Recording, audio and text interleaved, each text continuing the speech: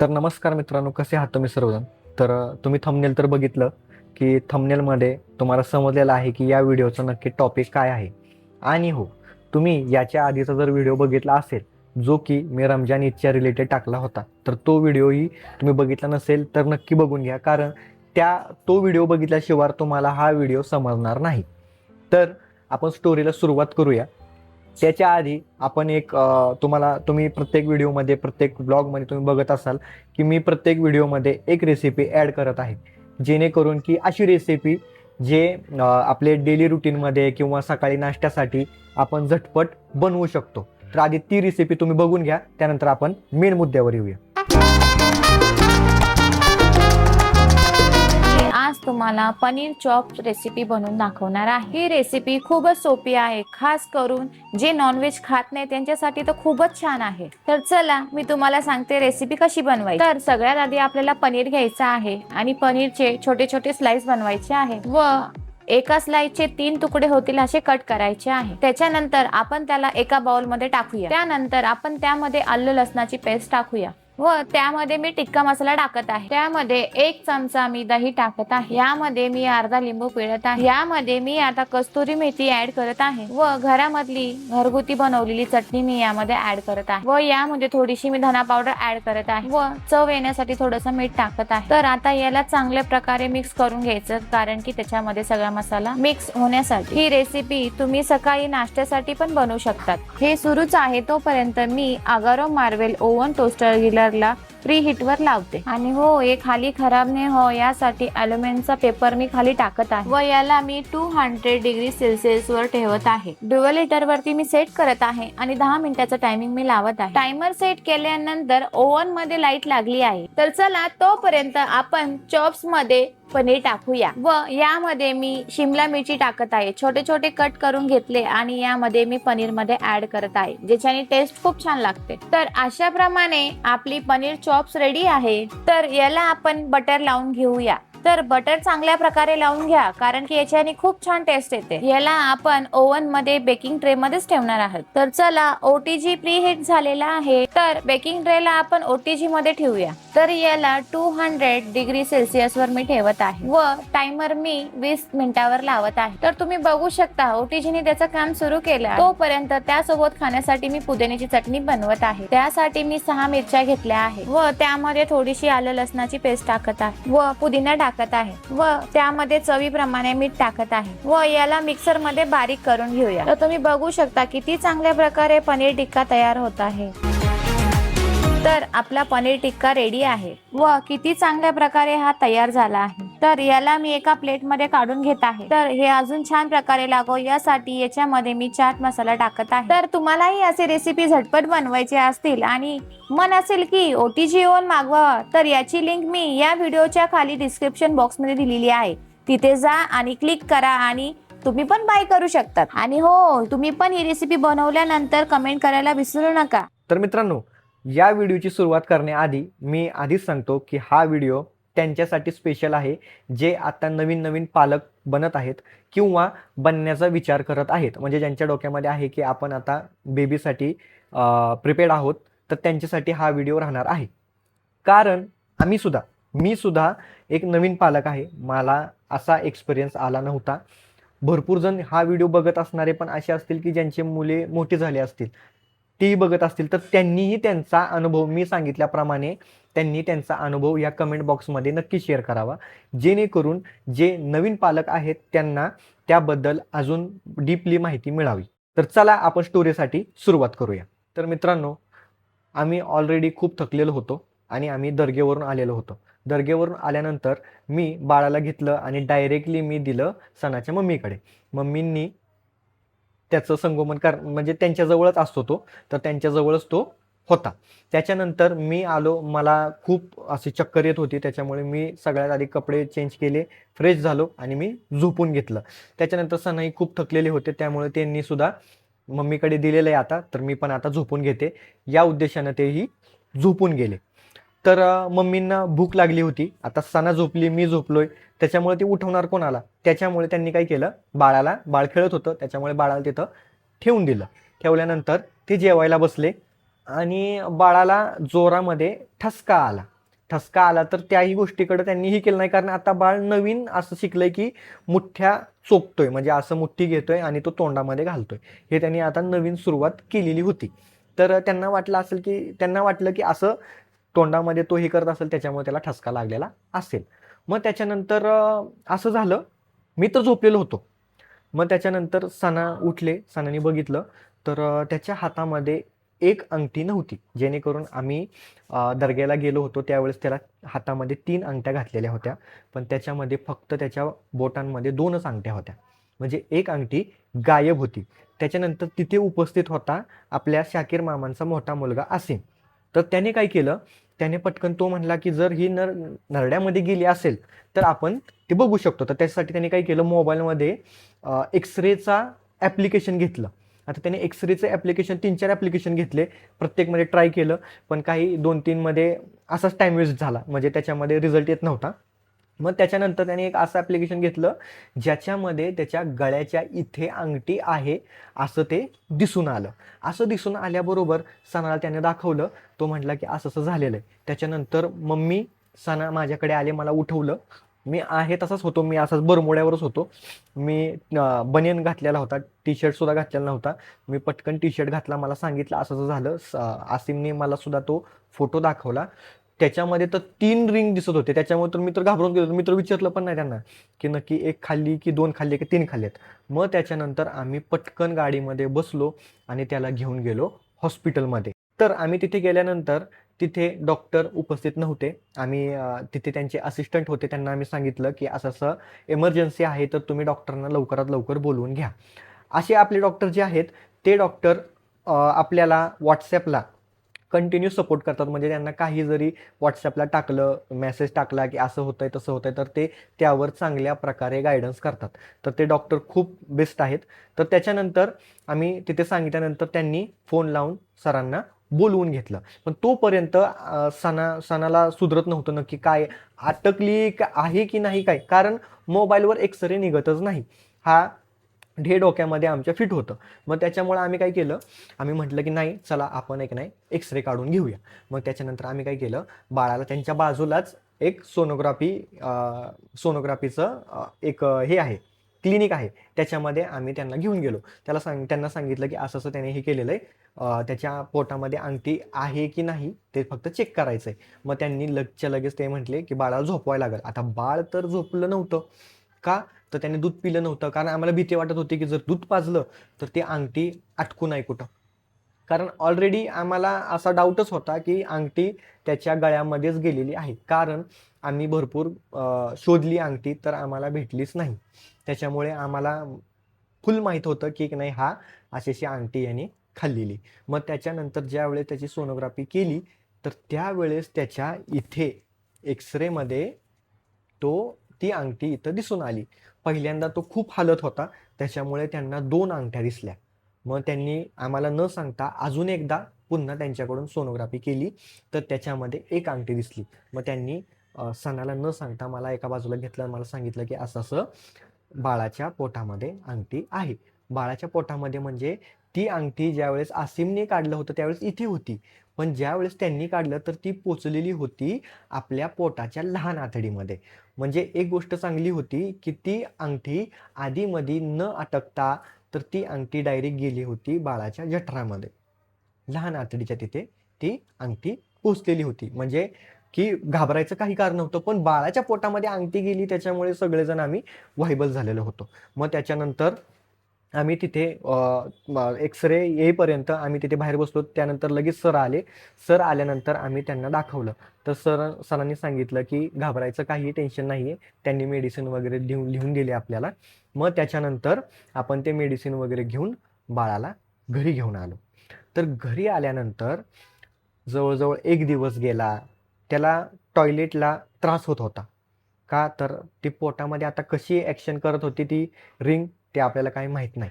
पण त्याला त्रास तर होतच होता. म्हणजे तो दूध पिताना सुद्धा असा दमत होता आणि त्याला टॉयलेट करताना सुद्धा त्रास होत होता. मग त्याला त्यांनी एक औषध दिलं होतं. ज्या औषधामुळे त्याची जी टॉयलेट आहे ती अशी घट्ट टाईपमध्ये होते, जेणेकरून त्या टॉयलेटला ते चिटकून तो ती अंगठी बाहेर पाडावी.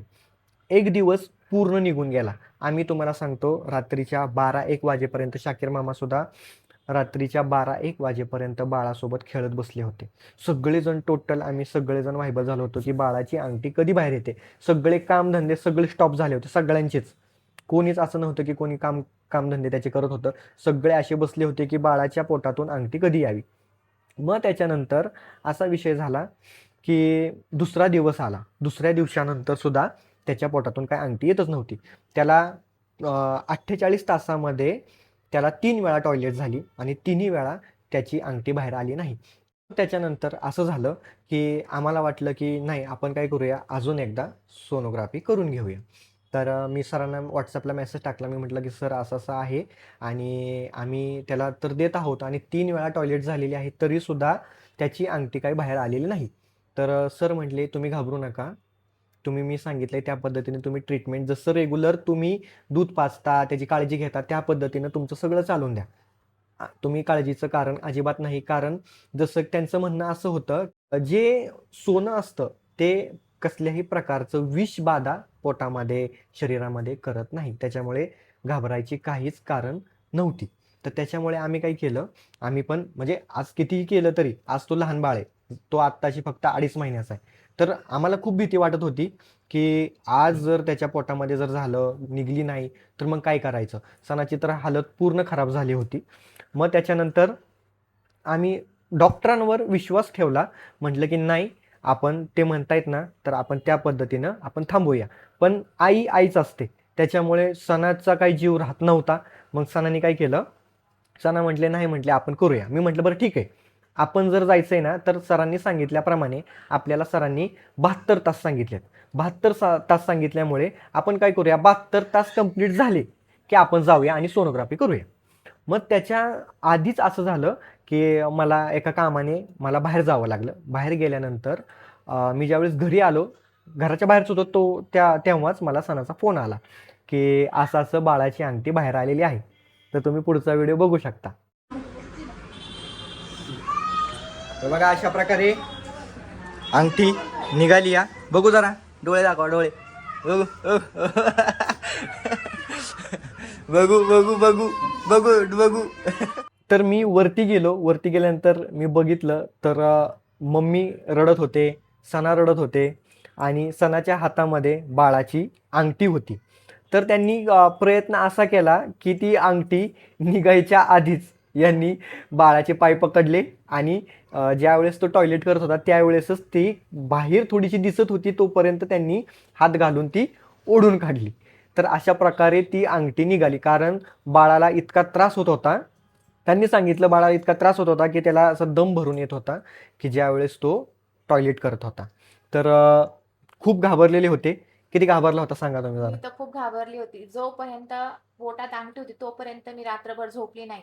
माझं लक्ष फक्त माझ्या बाळावर होतं. रात्रंदिवस मी जागत होती. देवाकडे प्रार्थना केली, नमाज पडली, सगळं काही केलं मी. अजून त्याच्या पोटातनं अंगठी निघेल तर मी देवदर्शनाला जाईल, तिथं जाऊन गोड भात देईल. तर त्याच्याऐवजी मी लाडू वगैरे घेऊन गेली दर्गेवरती. त्याची ज्यावेळेस रिंग निघाली तर आपल्या आसिमचा बड्डे होता. तर आसिमचा बड्डे कोणीच सेलिब्रेशन नाही केला. तर मग मी सांगितलं ज्यावेळेस माझ्या बाळाची अंगठी निघेल त्यावेळेस मी त्याचा बड्डे सेलिब्रेट करेल असं सांगितलं सगळ्यांना. मला पण याच्यावरनं असा एक्सपिरियन्स आला आहे की बाळ छोटा आहे तोपर्यंत त्याला काहीच घालू नका. तर मी पण तुम्हाला एक सजेशन देते की छोटं बाळ जर असेल तो जर असं छोटा म्हणजे 5 ते 6 महिन्याचं जर असेल ना तुम्ही पण त्याला काही घालू नका. मी पण सगळं काही त्याच्या हातातनं काढून घेतले, मनगाठ्या काढून घेतल्या, अंगठ्या काढून घेतल्या, सगळं काही काढून घेतलं आणि त्याला मी हाताचे मोजे पहिल्यांदा घालते आणि सगळं लक्ष माझं त्याच्यावरतीच आहे. जोपर्यंत बाळ आपलं 1 वर्षाचं होत नाही तोपर्यंत त्याच्यावरती चांगली असं नजरच ठेवायची बाळावरती. मला ते इतकं टेन्शन झालं होतं की बस कधी खाणं पिणं तर लांबच, काहीच सुचत नव्हतं. डोक्यात अशी गणगण गणगण चालायची. मी प्रत्येकाला विचारायची यांचं तर खूप मी डोकं खाल्लं का हो, कसं काय निघल, आपल्याला काय करावं लागेल, रात्र तू माझ्याकडे का बसत नाही, मला का सांगत नाही, मला का समजत नाही तुम्ही. असं मी इतकं बोलून बोलून यायला नाही एवढं त्यांचा एकच प्रश्न यायचा हो काय होईल निघेल का हो काय होईल निघेल का. मी त्यांना एकच सांगितलं म्हटलं घ्या बघा वकील आणि डॉक्टर यांचं काम स्लोली असतं. ते दिसून येत नाही लगेच. त्याचा रिझल्ट लगेच मिळत नाही. त्यासाठी थांबावं लागतं. मी म्हटलं आपल्या डॉक्टर हुशार आहेत तर आपल्या डॉक्टरांवर आपण विश्वास ठेवूया तर ते त्यांचा रिझल्ट आपल्याला मिळेल. त्याच्यामुळे जे झालं, मी जे सांगितलं त्याप्रमाणेच ते घडलं का नाही? घडलं त्याप्रमाणे. पण पहिली गोष्ट तर असं की प्रत्येक डॉक्टर दुसरीकडे नेला असतं ना आपण, तर त्यांनी घाबरून दिलं असतं, असं कसं काय झालं, तसं कसं काय झालं. पण आपले जे डॉक्टर आहेत बधाने सर, ते खूप छान डॉक्टर आहे, समजून पण सांगतात. त्यांनी आम्हाला सांगितलं काही टेन्शन घ्यायची गरज नाही, बाळाची अंगठी निघणार आहे, काही जर अडचण आली तर मला व्हॉट्सअप करा. आमच्याशी ते बोलायचे पण, त्यांनी आम्हाला समजून पण सांगितलं. असं नाही सांगितलं की तुम्ही याच, असं त्यांनी आम्हाला दिलासा दिला. आम्हीच त्यांना सांगायचो आम्ही येतोच, आम्ही हे करतो, आम्ही ते करतो. पण त्यांनी मला सांगितलं 2 दिवस थांबा, तुमच्या बाळाची अंगठी निघून जाईल. त्यांनी सांगितल्याप्रमाणेच तसं झालं. आणि हो, ते डॉक्टर कोण आहे माहिती का तुम्हाला? ते माझी डिलिव्हरी झाली होती ना, तिथे होते ते डॉक्टर तेच आहे. म्हणजे बाळ झाल्याबरोबर नाही का चेकअप करतात. बाळ ज्यांनी बाहेर आणून दिलं हा. आणि आल्यानंतर त्यांनी सगळं त्याचं जन्मवेळ सांगितला, मुलगा आहे का मुलगी सांगितलं. तो व्हिडिओ तुम्ही जर बघितला असेल बारकाईनं तर त्याच्यामध्ये ते तुम्हाला दिसून येतील. त्यांनी मास्क लावलेला आहे, त्याच्यामुळे ते तुम्हाला समजून येणार नाही. पण मी त्यांचा व्हिडिओ या व्हिडिओमध्ये मी ॲड केलेला आहे, तर तुम्हाला ते दिसून येतील आणि कळून येतील. तुम्हाला पण बाळाला, तुमचं पण छोटंसं बाळ असेल का, खात पेत नसेल किंवा काय, ते डॉक्टर खूप छान सजेशन करतात की बाळाला काय द्यायला पाहिजे जेवणात वगैरे सगळं सांगतात. तुम्ही नक्की भेट द्या डॉक्टरांच्या इथे. तर आता आपल्याला बाळाला घेऊन जायचंय आणि त्याला त्याचं चेकअप करायचंय. तर चला, तुम्ही पण काळजी घ्या. आणि मला एकच सांगायचं आहे की जे ऑलरेडी ज्यांचे मुलं सगळी मोठी मोठी आहेत, त्यांनी पण आमच्यासारख्या नवीन पालकांना थोडीशी माहिती द्यावी. हो. आणि तुमच्या जर बरोबर असा काही जर किस्सा घडला असेल सेम आमच्यासारखा, तर तुम्ही या कमेंटमध्ये सांगा. आणि अजून काय असेल की आम्हाला अजून काही प्रिकॉशन्स घ्यायचे असतील लहान बाळाबद्दल, तर त्याबद्दलही आम्हाला कमेंटमध्ये सांगा, जेणेकरून आमच्यासारखे जे नवीन नवीन पालक बनलेले आहेत तर ते थोडे लक्ष देतील आणि बाळाकडे थोडीशी काळजीपोटीने बघतील. तर आपण आता जाणार आहे दर्गेला. जसं की सनाने सांगितलं की आम्ही बोललो होतो की दर्गेला जायचंय, तर त्याप्रमाणे आता आम्हाला ते पूर्ण करायचं. तर आम्ही जाणार आहे आता दर्गेला. तर चला मित्रांनो, आता आपण निघालेलो आहे दर्गेसाठी. आपल्या बाळाची जी मन्नत केली होती तर ती मन्नत फेडण्यासाठी आपण निघालेलो आहे. सगळेजण तयार झालेले आहेत, सगळे मस्तपैकी तयार आहेत, इकडे पण बसलेले आहेत. तर चला बघूया पुढचा प्रवास. दर्गेत जायच्या आधी आम्ही विचार केला की बाळाचे जे डॉक्टर आहेत तर त्यांचा दवाखाना बंद होऊन जाईल, म्हणून म्हटलं की चला आपण जाऊन आधी बाळाला दाखवूया. फैजूला पण दाखवायचं होतं, फैजूला पण सर्दी झालेली आहे, खोकला झालेला आहे. तर फैजू पण बघा रेडी होऊन इथे आलेला आहे. तर त्यांच्या इथे भरपूर पेशंट आता सुरू आहेत, त्याच्यामुळे आपण आता आधी दर्गेवरून येणार आहे. नंबर लावलेला आहे सनानी. बघूया आता दर्गेला जाऊया आणि मग त्याच्यानं पुढं इकडे येऊया. तर आपण पोचलेलो आहे, तुम्ही बघू शकता दर्गा किती झगमगाट आहे. मस्त वाटतंय आता इथं येऊन, खूप भारी वाटतंय. ट्रॅफिक जाम होता ना आम्ही सगळी ट्रॅफिक जाम करून टाकली होती. चला.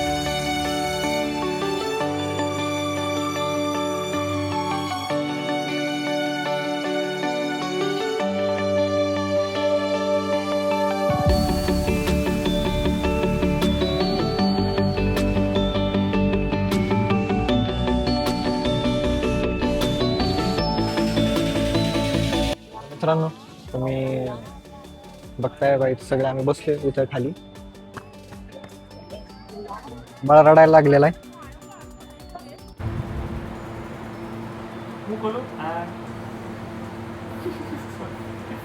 नहीं उसको भूख लगती है क्या? खाता नहीं है वो खाना, भागता है इधर उधर, खाना ही नहीं खाता है. उसके लिए एक दवाई देता हूँ. भूख लगनी चाहिए उसको. भूख बढ़ने की भी दवा है, इससे मैंने पूछा. क्योंकि 2 चीजें आती है, एक मल्टीविटामिन आता है, भूख बढ़ने की दवा आती है. और आपले सर एक डॉक्टर आहे, यांच्यामुळे आपल्याला छान रिझल्ट मिळाला आहे आणि आपल्या बेबीचं पोटातनं अंगठी निघालेली आहे. सरांकडे नक्की भेट द्या.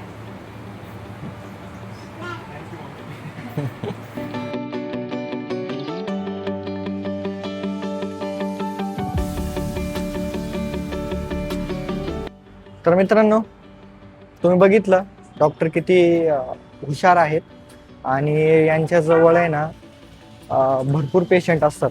तुम्ही बघितलं असेल आपलं बाळ पण खूप चांगलं झालं. त्याच्यामुळं त्यांनी आम्हाला आधीच सांगितलं होतं की एकदम रिलॅक्स राहा. त्याच्यामुळे आम्ही आता मी तर रिलॅक्स होतो, पण सना टेन्शनमध्ये होते. पण झालं, ठीक झालं. तुम्ही आधीचे व्हिडिओ तर बघितलेच, त्याच्यामुळे तुम्हाला अजून जास्त काय सांगायची गरज नाही. तर चला. तर आत्ता आम्ही फायनली घरी पोचलो. खूप ट्रॅफिक होती, खूप जॅम होती, त्याच्यामुळे व्हिडिओ काही शूट करता आला नाही. भरपूर ठिकाणी आम्ही एका दर्ग्यावर पण थांबलो होतो. त्या दर्ग्यावर पण मी दाखवू शकलो नाही, कारण ट्रॅफिकच भरपूर असल्यामुळे मला नाही दाखवता आलं. आत्ता आल्याबरोबर मी म्हटलं या व्हिडिओचं एंड करावं. तर मला एक सांगा की तुम्हाला या व्हिडिओमधून जे नवीन असतील त्यांना भरपूर काहीतरी शिकायला मिळालं असेल की कशा प्रकारे लहान बाळ आपल्याला त्रास देतात आणि त्यांच्यावर कशा प्रकारे आपल्याला लक्ष ठेवायला लागतं. आणि आता आम्ही पण नवीनच आहे, तर आमच्याकडून ही चूक झाली, तुमच्याकडून होऊ नये यासाठी हा मी व्हिडिओ बनवला आहे. नाहीतर मी तर पर्सनली हा विचार केला होता की म्हटलं की नाही, ह्या गोष्टी जेवढ्या नाही सांगू तेवढं चांगलं आहे. पण नंतर मी विचार केला, म्हटलं की आज आपल्यासोबत झालं तर दुसऱ्या कोणत्या बाळासोबत अशा गोष्टी होऊ नयेत, म्हणून मी हा व्हिडिओ पर्सनली बनवला आणि त्यानंतर हा पोस्ट करतो आहे. तर तुम्ही ज्यांना एक्सपिरियन्स आहे त्यांनी पण मला मेन म्हणजे मला माझ्यासारख्यांना तुम्ही सांगा कमेंटमध्ये की तुमच्यासोबत असं काय घडलं आहे का, की बाळाने काय केलं आहे आणि तो किती महिन्याचा होता, केव्हा झालं, ह्या सर्व गोष्टी तुम्ही कमेंटमध्ये सांगा, जेणेकरून जे माझ्यासारखे नवीन आहेत, जे नवीन पालक आहेत त्यांचं काही तर त्याच्यातून भलं व्हावं, ते त्यातून सावध होतील. अशा प्रकारे थोडंसं आम्हाला पण गायडन्स करा. आणि भरपूर जण असतील ज्यांचं अजून आत्ता लग्न ठरलं असेल किंवा जे बाळाचा विचार करत असतील बाळ ठेवायचं म्हणून, तर त्यांनासुद्धा हा व्हिडिओ हेल्पफुल होणार आहे. का तर त्यांना पण अजून पुढं ह्या गोष्टी बघायच्यात. तर कमेंटमध्ये ह्या गोष्टी सर्व सांगायला विसरू नका आणि तुमच्यासोबत पण असं झालं आहे का हे पण सांगायला विसरू नका. तर चला, मी हा व्हिडिओ इथं थांबवतो. तुमची पण काळजी घ्या, लहान बाळांची पण काळजी घ्या. तर चला, भेटूया पुढच्या व्लॉगमध्ये. बाय.